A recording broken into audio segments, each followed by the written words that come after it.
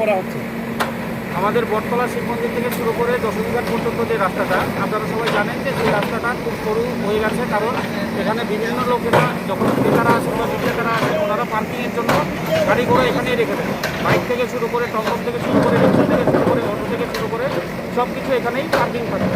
এটা হচ্ছে 1 নম্বর পয়েন্ট। যে কালকে আমাদের এএমসি অথরিটি এখানে ভিজিট করেছিলেন। ভিজিট করার পর ওনারা এটা সিদ্ধান্ত নিয়েছেন যে এখন থেকে যত পার্কিং হবে সমস্ত পার্কিংগুলো টিএনটিসির ভেতরে করতে হবে। আর আরেকটা সিদ্ধান্ত পাশাপাশি কালকে হয়েছে যে এখানে যে সমস্ত দোকানপাটগুলো রয়েছে যাদের উপর দিক থেকে বাড়ানো রয়েছে, মানে হরাইজেন্টালি যে দোকানগুলো ওনারা বাড়িয়ে রেখেছেন সেগুলো ড্রেনের উপর চলে এসেছে, সেগুলো সরিয়ে নিতে হবে। এবং ড্রেনের উপরে যারা বিভিন্ন জিনিসপত্র রেখে ব্যবসা বাণিজ্য করছেন ওনাদের জিনিসগুলো সরিয়ে নিতে হবে। এই উপলক্ষে আমরা কিন্তু গত 7 দিন বা 10 দিন আগে থেকেই আমরা কিন্তু বিভিন্নভাবে নোটিশ দিয়ে মাইকিং করে ওনাদের জানিয়েছি, কিন্তু তৎসত্ত্বেও ওনারা হয়তো বা সরাননি।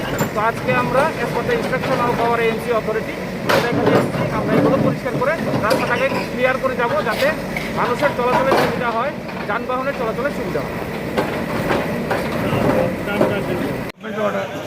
কতক্ষণ সময় দিচ্ছি আপনাদের? আমরা টাইম দিলাম, আপনারা ব্যাংক গেলাম, টাইম দিচ্ছেন আমরা ব্যাংকে রেখেছি।